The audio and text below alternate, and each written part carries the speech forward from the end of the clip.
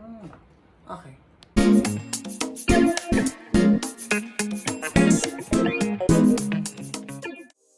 Hi guys, welcome to RAM Reviews. Today we're reviewing the iPhone 6s Plus and we're seeing if it's worth buying in 2020.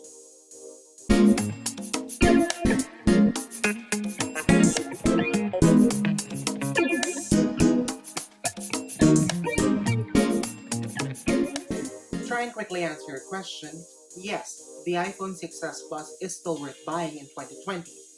Now that depends on what you plan to do with your phone. However, if you can wait 1 to 2 months, then I encourage you to wait because that's the time when Apple releases the new lineup for the iPhones and you may get a better deal or be able to afford the higher end models.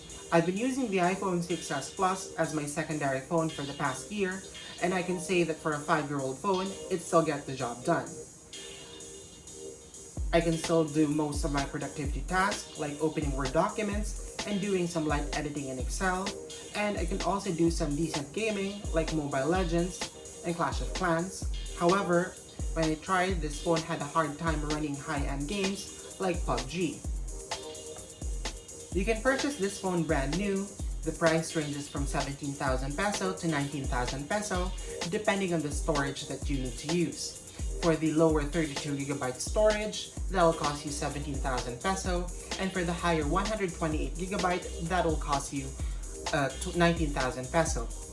You can also buy second-hand for around 5,000 peso to 8,000 peso, depending on the storage capacity of the phone and the owner's wear and tear. Keep in mind when buying second-hand phones to check for the battery health, as it might affect how your phone functions. For me, I'm currently using a 32GB phone, and personally I don't think it's enough for 2020 because I can't install a lot of apps as apps have grown in size, and I also can't store a lot of photos and record 4K videos. So if you're planning to purchase a second-hand phone or buy a brand new one, I encourage you to purchase the 128GB, especially if you plan to use this phone as your main phone. Other than the small storage capacity, my only other issue with this phone right now, even though it's brand new, is battery life. Compared to 2020 phones, this phone doesn't last me an entire day, and I have to constantly charge this one when I'm out and about. For the design of the phone, it uses a classic iPhone design that has a huge forehead, a huge chin, and a physical home button, and it has a 5-megapixel camera in front. Please note that the home button is still clickable, so it's prone to wear and tear. So if you're buying a second-hand phone, please go ahead and check that, as you might have problems with the phone when you purchase it. The back of the phone has an aluminum design, so I don't use a case on it because I don't worry about shattering or cracking it because it's not made of glass. It also has this single camera shooter, which is enough for me for a 2015 phone. This is also the last flagship iPhone that has an audio jack. So if you don't plan to invest on wireless earphones or really don't want to use these flimsy dongles, then this may be the iPhone for you.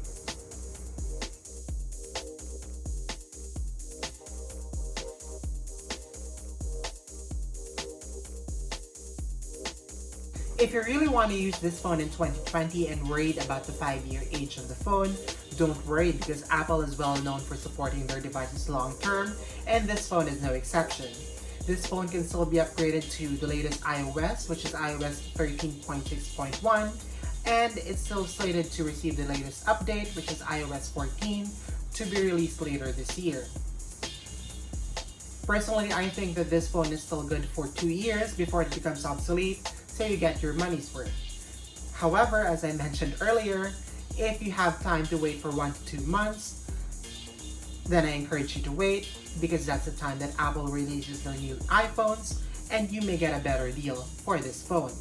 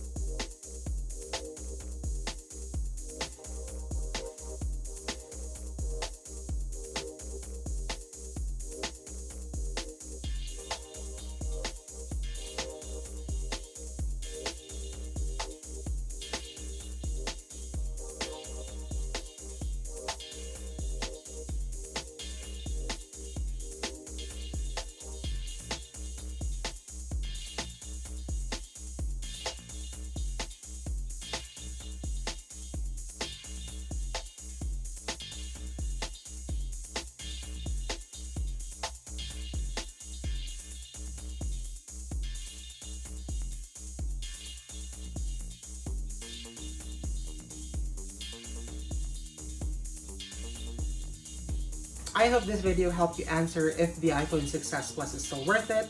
And if you liked our video, please like, share, and subscribe. And thank you so much for watching.